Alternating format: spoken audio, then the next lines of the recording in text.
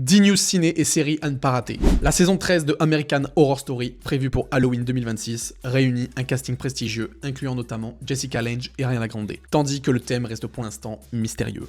La plainte en diffamation de 400 millions de dollars par Justin Baldoni contre Blake Lively a été rejetée par un juge américain, car les allégations de harcèlement sexuel de Lively étaient protégées légalement. Pourquoi Godzilla Minus One porte ce titre? Car il symbolise que le Japon, déjà au niveau 0 après la guerre, sombre encore plus bas, -1, avec l'arrivée de Godzilla.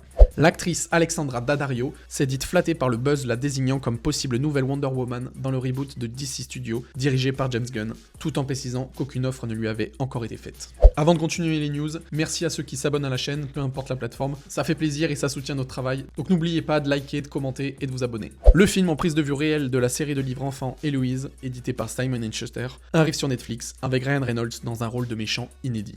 Un remake en série de Bewitched est en développement chez Fox Entertainment.